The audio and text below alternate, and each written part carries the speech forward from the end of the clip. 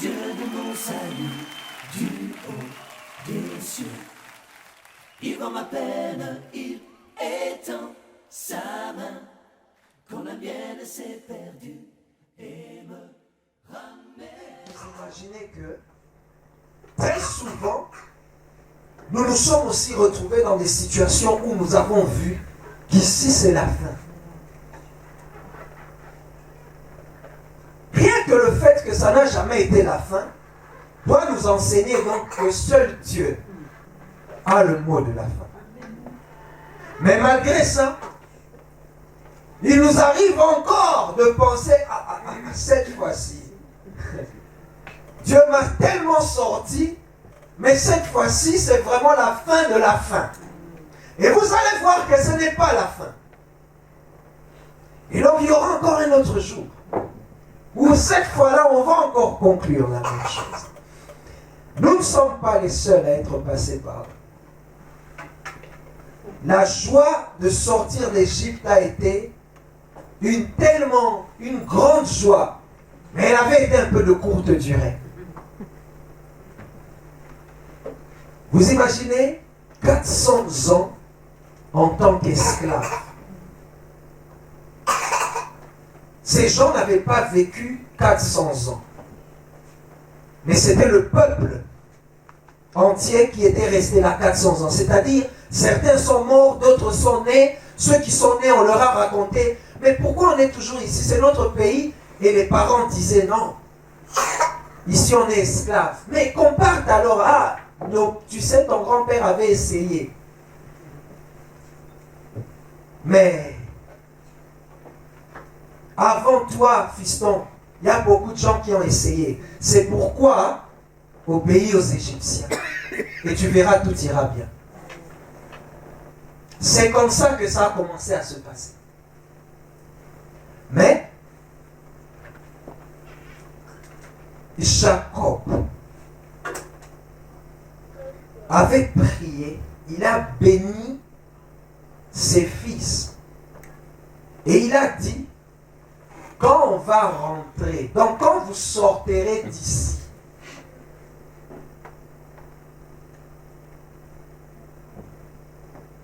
ou c'est Joseph, mais quand vous sortirez d'ici, mes os, il faudra les prendre. Vous imaginez la dimension de foi de cet homme? Il sait qu'il ne va pas voir ça.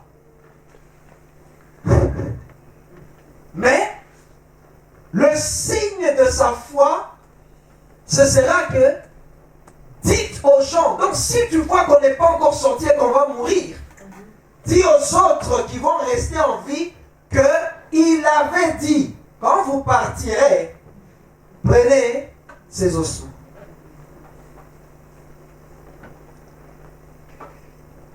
La foi. Alors Israël sort tellement dans la joie qu'ils vont se rendre compte que devant, il y avait le jamais vu, plus grand que Pharaon, la mer. Elle a une autorité permanente. Son règne est toujours là. Donc, il n'y a pas... Les rois meurent et la mer est toujours là. Le moindre bateau qui n'est pas prudent, le moindre capitaine qui n'est pas prudent, la mer l'avale volontiers. Elle ne refuse personne. Elle vous prend. Donc, ils sont en train d'arriver et ils voient la mer. Mais Moïse est devant. Moïse lui-même, l'instrument du Seigneur, qui est en train d'encourager, c'est lui le premier qui voit cette réalité. Et Dieu lui demande, Moïse, pourquoi le peuple lui murmure? J'aime cette question, une fois on va se pencher dessus. Mais comment était le cœur de Moïse à ce moment-là? Est-ce que le cœur de Moïse lui-même était confiant? Mais Dieu, avec une touche d'humour, il te dit, mais pourquoi les autres ont peur? Mais quel était déjà l'état de Moïse? Je pense que là, Moïse a dû faire bonne figure. Qu'il cesse de murmurer. Et toi, tu prends ton bâton. Pas de prière. Pas d'intercession. Pas de jeûne. Pharaon est derrière. Vous allez avoir le temps de jeûner. Tu prends ton bâton. Là, il n'y aura pas de Seigneur, viens. Non. Ne commence pas à dire à la mère, j'ai entendu la parole du Seigneur, donc ce que je veux faire, ce n'est pas moi qui fais, c'est le Seigneur. Non, Dieu lui a dit, prends le bâton et tu viens, agis. Moïse l'a fait, nous sommes d'accord. Cet acte-là confirmait que Moïse a obéi à ce que Dieu lui a dit. Et pour obéir, il avait Dieu au-dessus de lui. Il avait une confiance, la révérence, et il avait cette confiance en Dieu qui est la foi. S'il m'a dit de faire ça, il faut que je fasse. Et si je veux un peu douter, je vais déjà voir dans le passé que ce qui n'a jamais été fait pendant 400 ans, Dieu m'a permis de le faire. C'est pourquoi vous allez voir, quand nous venons dans la foi, le surnaturel, et c'est pas qu'il n'est plus présent après, vous comprenez? Mais il a un impact très fort. Pourquoi? Parce que Dieu sait qu'il y aura plus grand devant vous. Et donc vous devez vous habituer à savoir qu'il agit. C'est pourquoi beaucoup d'entre nous, si pas tous, personne ne peut dire. Si Dieu lui dit, souviens-toi de ce que j'avais fait. Et pourquoi tu as peur de ce qu'il y a devant? Vous voyez? La foi. Allons dans Hébreux 11, c'est Hébreux chapitre 11. Nous lisons à partir du premier verset. Or la foi est une ferme assurance des choses qu'on espère, une démonstration de celles qu'on ne voit pas. Or la foi, c'est la réalité de ce qu'on espère, l'attestation des choses qu'on ne voit pas. La foi. Il nous explique, et ce chapitre est d'une profondeur. Le Seigneur va commencer comme un maître de classe. Il va d'abord apporter la définition. Il dit, il veut que nous puissions comprendre la foi. Il dit, la foi est la ferme assurance.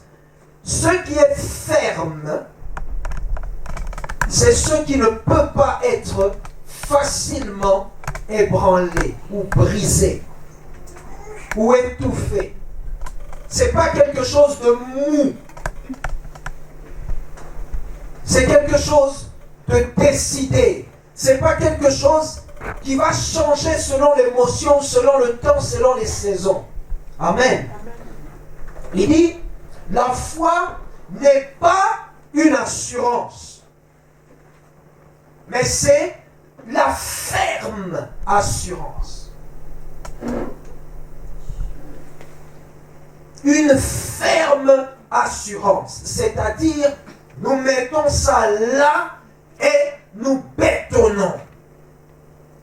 Comme on voit le pont du Mont Blanc, il est fixé. C'est fini. Là où il est là, on le verra toujours là. Ou alors on va plus loin, on prend les montagnes. Elles sont là, vous pouvez acheter votre maison, vous pouvez avoir n'importe quelle richesse.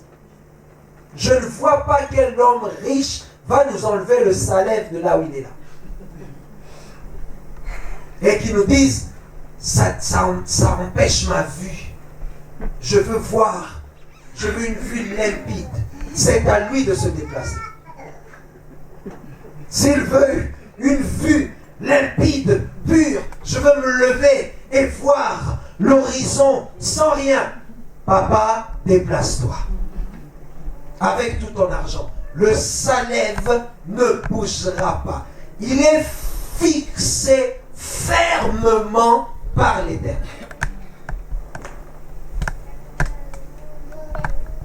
La foi, elle est ferme. Elle est solide. Il n'y a pas une virgule. Il y a un point et peut-être même un point d'exclamation. Ah, c'est la foi, une ferme assurance. Donc, c'est-à-dire une assurance inébranlable.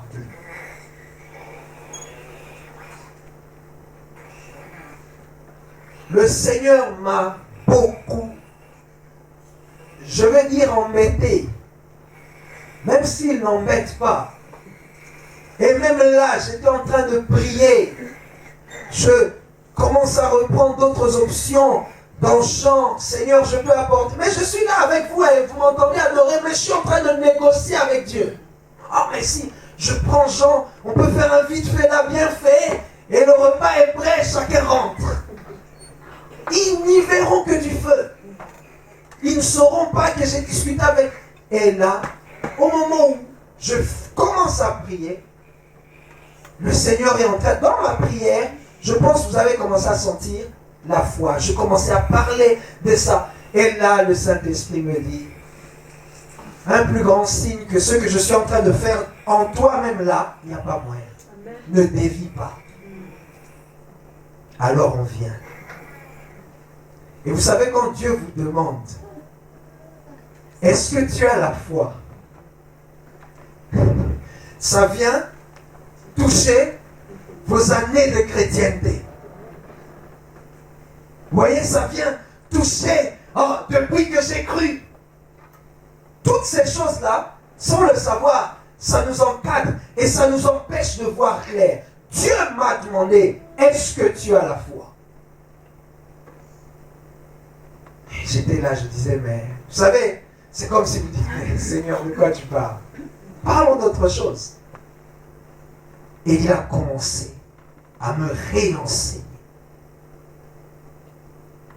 Il dit, la ferme assurance, elle ne dépendra d'aucune autre information, sauf ce que Dieu a dit.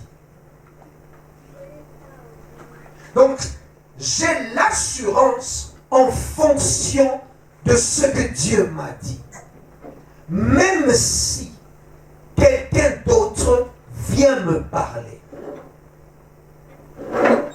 Il y a une zone de combat dans le monde spirituel. Deux choses se passent.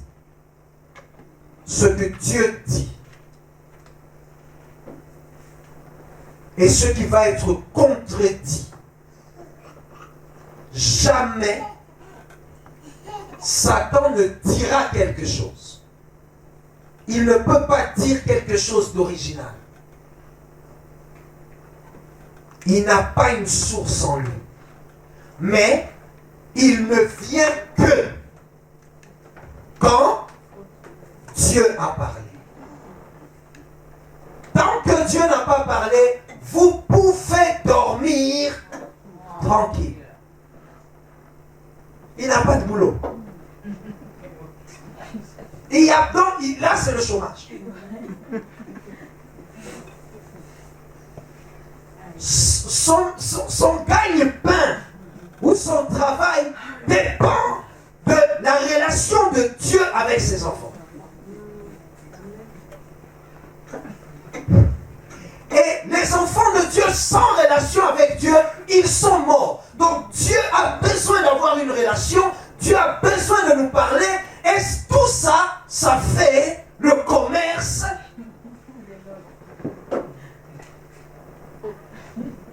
c'est pourquoi nous verrons plus loin, sans ça,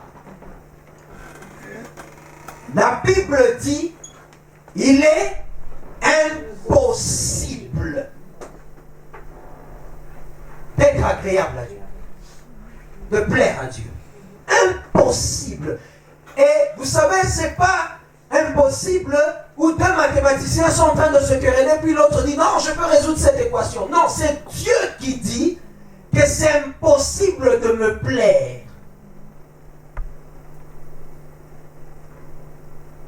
Il nous donne la clé pour lui plaire et lui être agréable.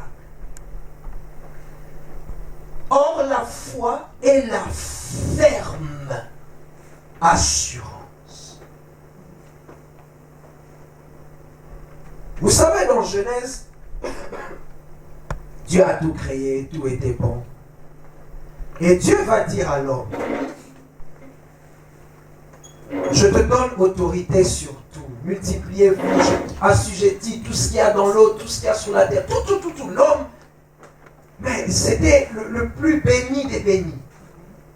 Et Dieu lui dit, quand tu as faim, ou même quand tu as envie de goûter quelque chose, grignoter ou voilà, je te donne toute la création. Sauf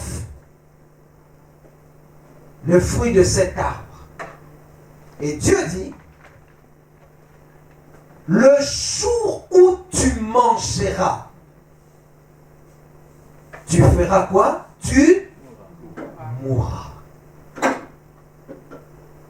On va revenir sur ça, mais posons nos yeux vraiment dans Genèse. Venez avec moi.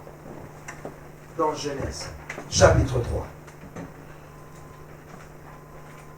On va revenir sur notre texte de base, mais on va aller à la source. Genèse chapitre 3. Je peux vous dire déjà que chapitre 2, chapitre 1, donc Genèse chapitre 1, chapitre 2, c'est Dieu dit. Dieu dit que la lumière soit à Dieu. Donc Dieu ne fait que parler. Il parle, il bénit, il libère les paroles. Et au chapitre 3, la Bible nous dit, donc pour une bonne compréhension, laissez-moi commencer à partir du verset 15 de chapitre 2. Il dit, le Seigneur Dieu prit l'homme. Dieu vient, il le prend et le place dans le jardin d'Éden pour le cultiver et le garder. Le Seigneur Dieu donne cet ordre à l'homme. Tu pourras manger tous les arbres du jardin. C'est un ordre. Mange tout. Ne laisse rien. Mange tel que tu voudras. Mais tu ne mangeras pas de l'arbre de la connaissance de ce qui est bien ou mauvais. On pouvait encore s'arrêter là.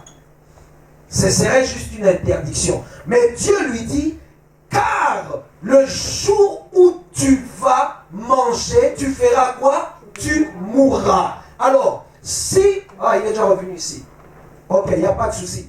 Donc, si tu entends cette parole que Dieu a dit, le jour où tu manges, tu mourras. Celui qui a la foi, la ferme assurance.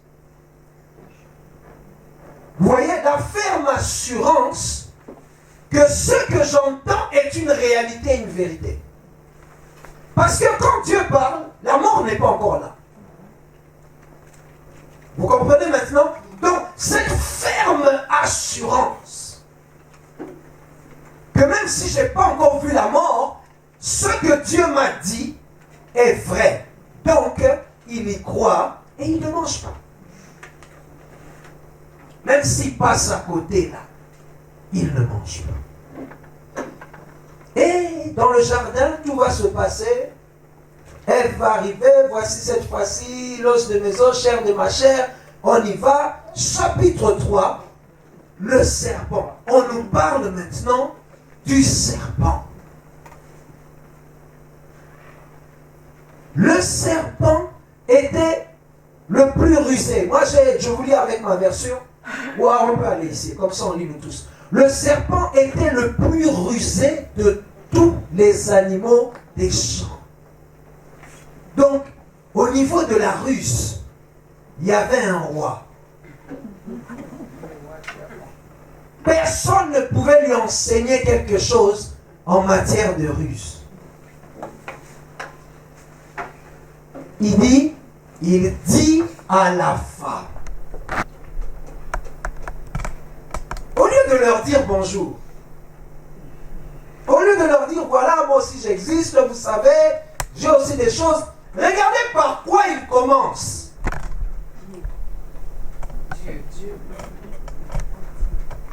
C'est toujours par là. Son commerce, c'est la relation de Dieu avec ses enfants. Tant que Dieu n'avait pas mis toutes ces choses en place, on n'avait pas affaire à ce monsieur. Il dit, est-ce que votre papa vous a vraiment dit? Vous savez, le voisin qui habite au coin de l'avenue, il voit toujours le papa avec ses enfants, il les emmène à l'école, il prend soin d'eux. Les enfants ne manquent de rien. Et puis lui, il est sous l'arbre. Et une fois que vous passez, il vous appelle. Psst. Viens un peu. Comment tu t'appelles? Tu as mangé aujourd'hui? Ah oui, nous on a mangé. Chaque jour? Mais oui, chaque jour on mange. Et tu connais ça? Tu as déjà goûté ça? Ah non, chez nous on ne mange pas ça. Ah. Vous voyez? Il commence. Dieu a-t-il réellement dit, vous ne mangerez pas de tous les fruits du jardin? Est-ce que cette phrase est vraie? Ça, est-ce que Dieu a dit ça? Nous avons lu Genèse 2. Est-ce que Dieu a vraiment dit ça? Non. Il lui a dit au contraire, mange tout sauf celui-ci. Donc, lui aussi, quand il vient avec le terrain dans lequel il est roi. La ruse et le mensonge. Il pose la question. Et regardez la réponse de Ève. On peut avancer?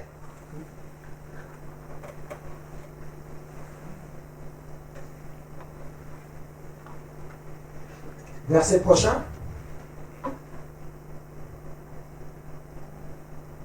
Ok. La femme répondit, nous mangeons du fruit des arbres du jardin. On y va?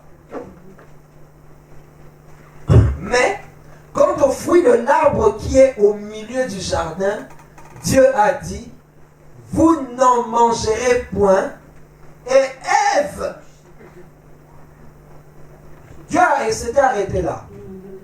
Ève, pour montrer, vous voyez, vous avez encore envie de montrer à Satan, alors qu'elle ne sait pas qu'elle est déjà dans un terrain très glissant. Il ne faut pas argumenter plus que ce que Dieu a dit. C'est pourquoi la parole de Dieu est d'une autorité puissante sur Satan. Mais dès que vous bougez un peu la parole, vous êtes faible. Elle est allée dans un autre terrain. Elle dit, vous n'en mangerez point et vous n'y toucherez point. Donc, même pas une petite caresse. De peur que vous ne mouriez. Écoutez maintenant la suite. C'est ça qui est le plus important. Ce qui va arriver après. Alors le serpent dit à la femme, une parole opposée à ce que Dieu dit. Vous ne mourrez pas. Quand Dieu parle, il s'engage avec toute son autorité. Sa réputation est en jeu. Quand il vous promet quelque chose, sa réputation de Dieu est en jeu. C'est pourquoi Dieu ne mentira jamais. Il ne parlera jamais comme c'est des fois, bon, l'enfant est en train de pleurer, promets-lui des moments, mais il n'aura pas. C'est pas comme ça Dieu. Il peut vous laisser pleurer, nos larmes ne vont pas le pousser à parler. Il parle parce qu'il nous aime et ce qu'il nous dit va s'accomplir. Donc la parole que Dieu a dit, le jour où tu vas manger, tu mourras. C'est une vérité. Et le diable vient dire, moi, Satan, je te dis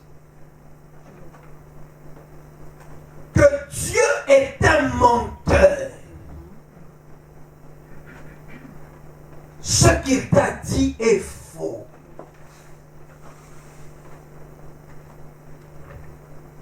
Tu ne mourras point.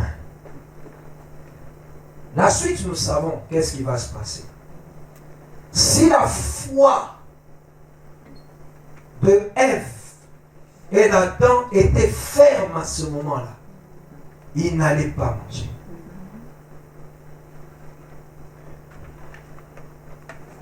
Il y a donc, comme je vous disais, deux zones dans le combat spirituel. La vérité et le mensonge.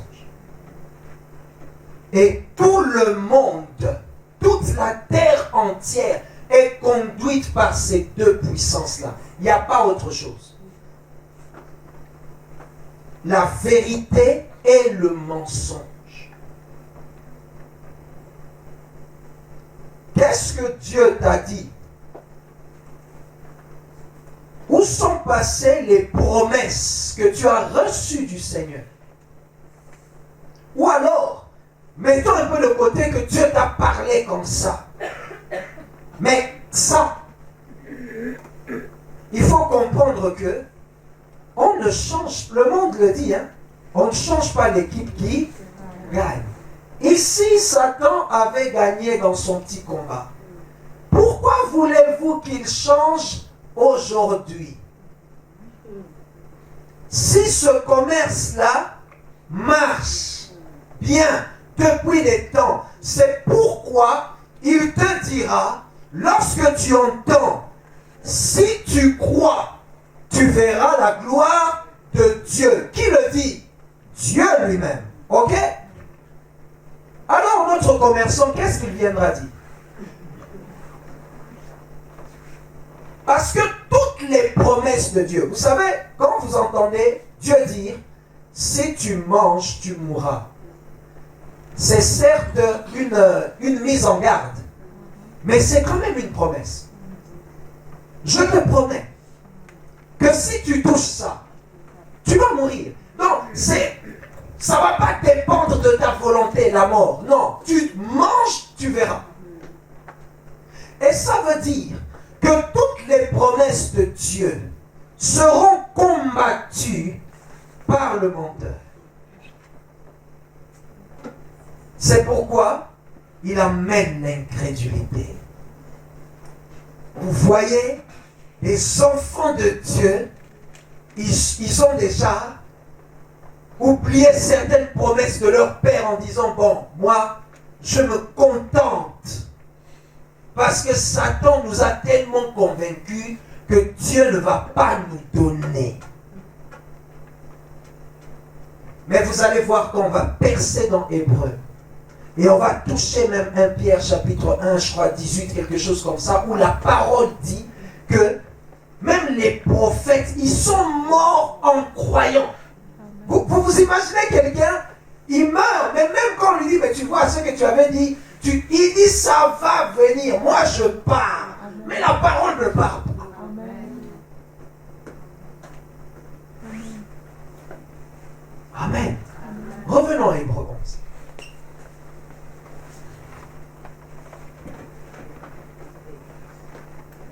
Or la foi est la ferme assurance. Une assurance qui n'est pas ébranlée. La ferme assurance des choses qu'on espère. Et nous savons que dans Romains 5,4, Romains 5,5 et suivant, il nous est dit que l'espérance ne trompe pas. La foi est la ferme assurance que l'espérance ne trompe pas. Et les choses qu'on espère, c'est dans ces choses-là que Dieu va venir mettre dans votre cœur. C'est pas la villa à colonie, nous n'en aurons pas tous. Ok? Il faut oublier ça. C'est les choses que Dieu va venir placer.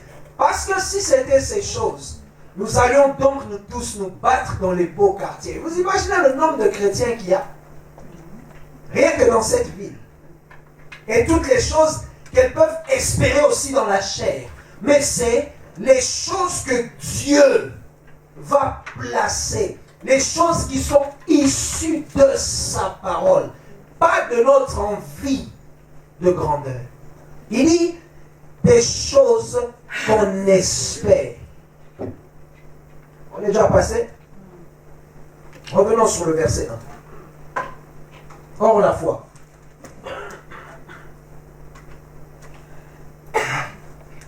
Hébreux 11, verset 1.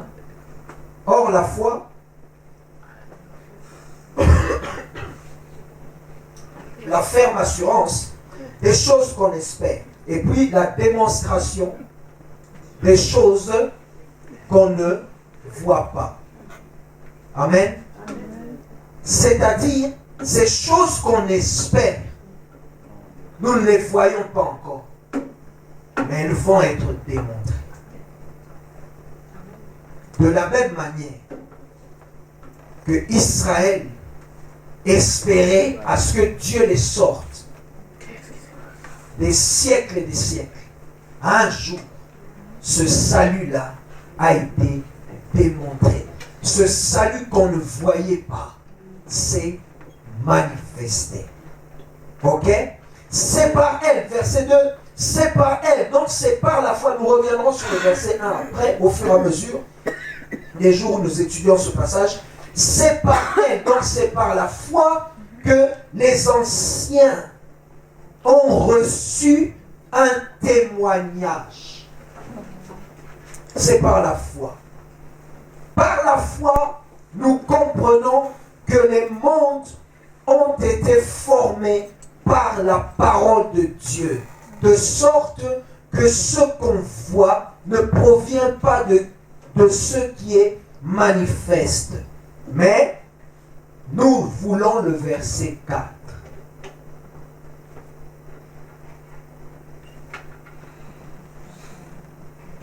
C'est par la foi qu'Abel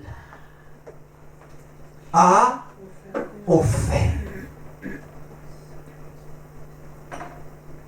C'est par la ferme assurance des choses qu'Abel espérait et la démonstration des choses qu'Abel ne voyait pas qu'il a offert. C'est juste? Parce qu'on nous dit que la foi, c'est la ferme assurance des choses qu'on espère, la démonstration des choses qu'on ne voit pas. Donc si j'enlève ce mot, je peux dire c'est par la ferme assurance des choses qu'Abel espérait et la démonstration des choses qu'il ne voyait pas qu'Abel offrait à Dieu. Il a fait cet acte pas parce qu'il l'avait vu,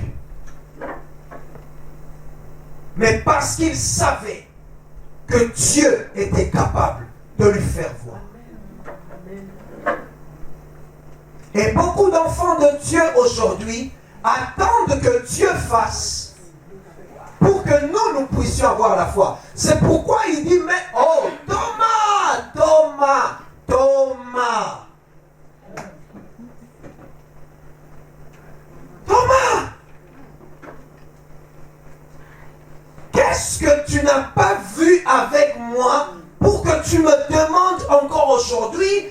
si c'est vraiment moi, vous, en Israël, on disait que c'est vous les hommes qui étaient les plus grands. Mais j'ai dit à des femmes, Marie de Magdalene était là avec son équipe, je leur ai dit, juste la parole, elles ont couru, et elles étaient dans la joie en disant, le maître, il est vivant.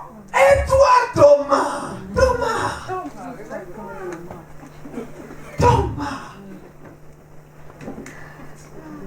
oh, c'est par ça. La relation avec Dieu, c'est une vie de progression par la foi. Il y a des choses que Dieu ne va pas encore vous faire voir, mais que vous devez voir par la foi.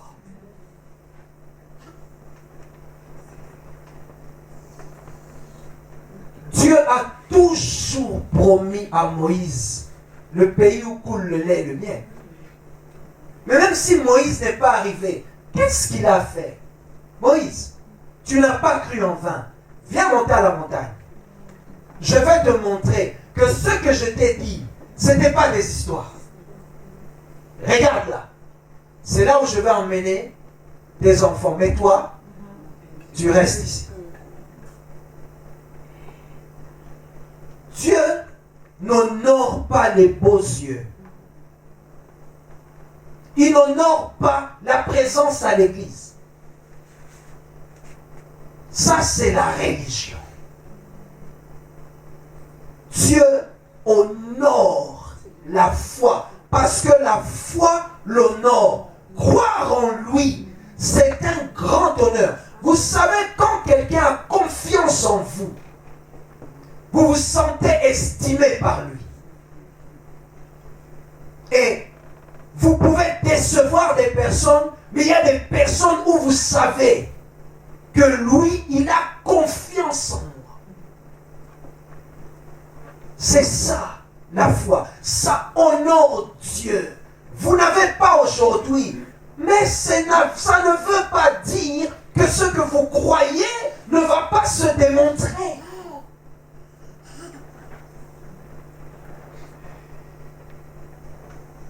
La ferme assurance, je crois.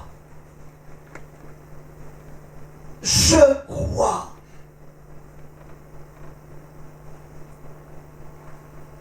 Je continue de croire, même si la situation me parle tellement. Mais je crois. Les enfants de Job, du jour au lendemain, partis. Les richesses, partis. Et lui-même, malade jusqu'à la mort. Mourant. Dieu reste bon.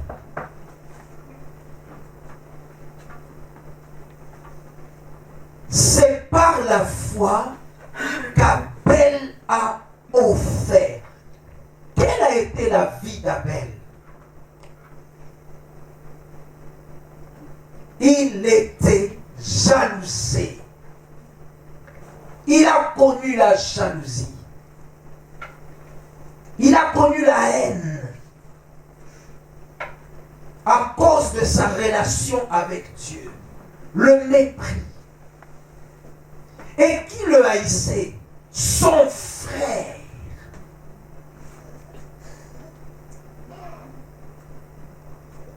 Mais Abel est resté sacrificateur pour Dieu. Est resté adorateur. Parce qu'il avait la foi. Il dit, c'est par la foi qu'Abel offrit à Dieu un sacrifice de plus grande valeur. C'est la foi qui a transformé la situation. Par la foi. Aujourd'hui, le Christ est parti. Il a dit, quand je reviendrai. Vous connaissez cette question qu'il a posée. Quand je vais revenir, est-ce que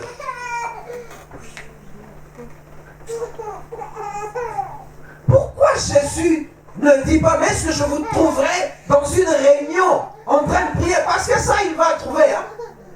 Il va trouver les gens dans les églises quand il va revenir. Mais la question, c'est est-ce que quand je vais débarquer, peut-être ce sera à l'heure d'un culte en Chine? Est-ce que ces Chinois-là, quand ils seront réunis, est-ce que je vais trouver la foi? Alors, est-ce qu'on doit attendre le temps où Jésus revient? Je pose encore une parole. Là où 2 ou 3 sont rassemblés, Dieu est là. Au lieu de l'attendre quand il revient, posons-nous la question. Donc, quand on se rassemble 2, 3, est-ce qu'ils trouvent la foi? Ou bien c'est juste l'heure de la réunion, j'y vais. Ces derniers temps, on ne m'a pas vu, il faut quand même que je pointe. Jésus dit, quand je pointe, il faut que je pointe avec la foi. Parce que c'est ça qui me rend agréable. La foi en Dieu, c'est la source de l'autorité de la puissance spirituelle. Vous ne trouverez pas plus. Nous allons étudier ce chapitre, vous allez voir le nombre de personnes qui passent ici. On va voir la foi de Noé. On va voir la foi d'Enoch. Parce que Caïn va tuer Abel. On est d'accord? La Bible nous dit au verset 5, c'est par la foi qu'Enoch a été transporté. Mais on lit souvent Enoch. Mais Enoch, c'est le fils de qui? Vu qu'Abel est mort, et Abel a été tué par Caïn. Enoch, c'est le fils de qui? C'est le fils de Caïn. Le fils du meurtrier. Ah, vous voyez jusqu'où la grâce de Dieu peut arriver? Le fils d'un meurtrier, Dieu va venir laisser son nom parmi les gens qu'on appelle les héros de la foi. Et pas simplement quelqu'un qui a cru, il a tellement marché avec Dieu que Dieu l'a pris sans mourir.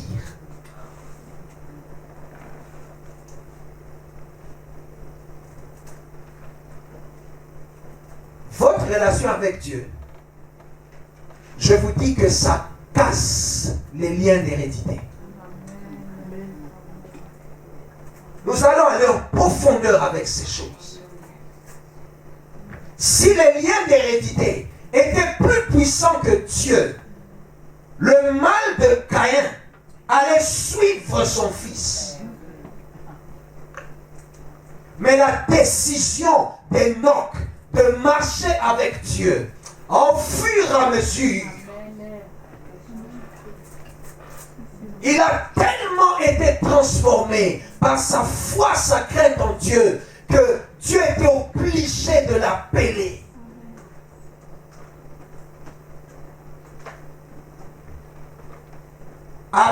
Enoch était tellement dans une position avec Dieu que le mal de son père, de ses oncles, de ses sœurs, de ses tantes, de son pays ne l'atteignait pas. Les paroles de malédiction ne l'atteignaient pas.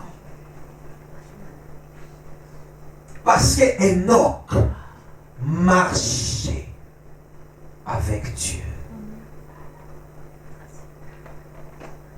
Pas à pas. Le Père parle, Enoch accomplit. Le Père parle, Enoch accomplit. Dieu parle, Enoch met en pratique. Il avait la ferme assurance. Ces gens qui sont ici, Ne jouez pas avec eux. Mais inspirons-nous d'eux. On va citer Rahab, la prostituée. Ah non. Dans la souillure, elle a cru. Elle a cru, souillée qu'elle était. Le jour où elle croise les enfants d'Israël, elle ne sort pas de la prière. Elle sort du péché. Elle vient de consommer sa journée de prostitution. Mais un déclic va se passer. Elle va croire.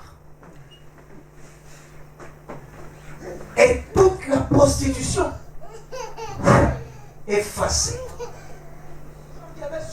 Même si les gens du village, celle-là c'était, oui, souvenez-vous autant que vous voulez.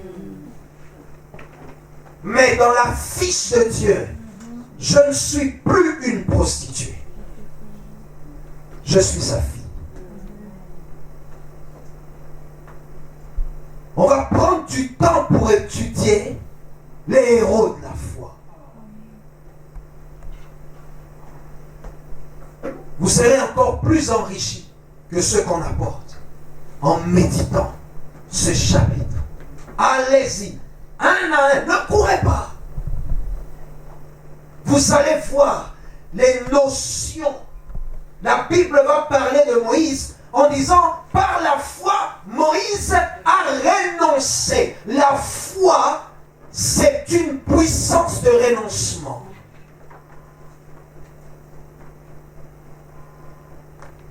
Parce que c'est la ferme assurance que même si je laisse la maison de Pharaon, j'ai la ferme assurance que j'ai une maison avec Jésus-Christ. Amen. Vous savez, on est là, on prêche. Il faut quitter, il faut abandonner. C'est naturel. Si quelqu'un ne voit pas à quoi s'accrocher, il ne laisse pas. Quand le Seigneur me parlait de ce renoncement de Moïse, Dieu me montre Elikia. Et elle tient sa saucisse comme ça.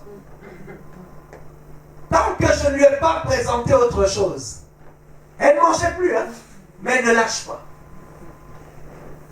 Jusqu'à ce que j'ai montré des chips. Elle n'a pas pris les deux. Elle n'est pas allée laisser la saucisse quelque part, vous voyez, non. Là où elle était là, sa main a seulement fait ça. Pac, la saucisse est tombée, elle est venue prendre les chips. C'est ça le renoncement. Ce n'est pas, ok, je vais encore bien emballer le monde tel que je vivais, puis aller encore, je profite de ça jusqu'à ce que je remette le monde à sa place. Non, là où tu es, et tu saisis par la ferme assurance, tu saisis Dieu et sa parole. Nous allons aller loin ici parce que Dieu sait que nous aussi, même si on n'a plus de place ici pour nous mettre dans la Bible, mais dans le livre de vie, Amen. Il veut que nous soyons les héros de la foi dans les années 2000. Voici les héros, les héroïnes de la foi. Les voici. Il va citer nos noms et disant, oh, Maman SP, Jésus va se lever et il dit, viens, viens, ta foi t'a sauvé. Il n'y avait pas de place dans la Bible, mais regarde les différentes pages que j'ai écrites avec toi, parce que tu as cru. Alléluia. Amen. Sans la foi, mission impossible. Ce n'est pas les histoires de Tom Cruise où, malgré que c'est mission impossible, lui, il arrive quand même à régler. Ce n'est pas les histoires de Rambo où il va tuer tous les Vietnamiens. Non, Dieu a dit, c'est impossible.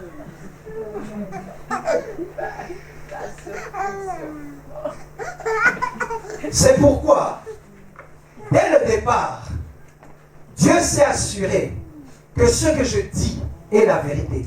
Si Adam n'était pas mort, alors tout le reste du livre est faux.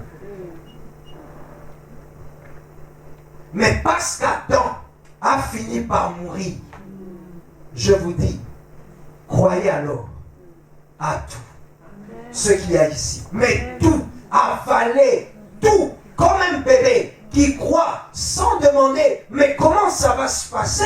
Mais en fait, est-ce que ce sera le jour où la pluie va tomber? Peut-être ça va venir de moi celui-là. Non, croyez simplement et attendez cela comme Siméon, le vieux Siméon qui dormait, qui priait, qui jeûnait. Et un jour, Dieu a honoré sa foi. Il a dit, dans le temple, personne ne va prier pour moi-même. Comme c'est Dieu, hein? Il dit, parce que Dieu c'est Jésus. Et Siméon doit présenter, le jour de la présentation de Jésus, Dieu dit ici, pas de pharisiens. Pas de pharisiens, pas de religieux, mais seulement quelqu'un qui me plaît. Quelqu'un qui a la foi. Allez chercher le vieux Siméon. La Bible dit, poussé par l'Esprit, il est arrivé jusqu'au temple. Il a tenu Jésus. Il a proclamé les paroles. Et à la fin, lui-même il dit, oh, Père, maintenant, par la foi, tu peux me prendre. Tu peux me prendre parce que je sais où je vais. Tranquille. La foi. Dieu va aller vous chercher pour résoudre des affaires que vous ne vous imaginez pas. Dieu veut détruire le monde. Il cherche. Mais il faut quand même que je sauve. Je vais aller voir Noé.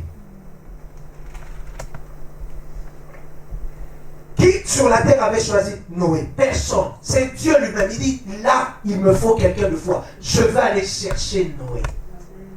Comme Dieu viendra chercher, honorer les hommes et les femmes de foi. Amen. Que le Seigneur nous bénisse. Du haut des cieux, il voit ma peine, il étend sa main quand la mienne s'est perdue et me ramène.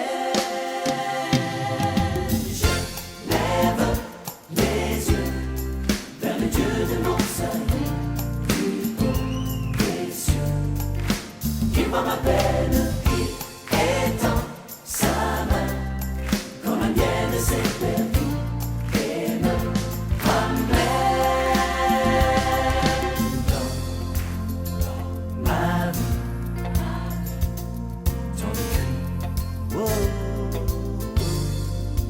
et tant de larmes sous les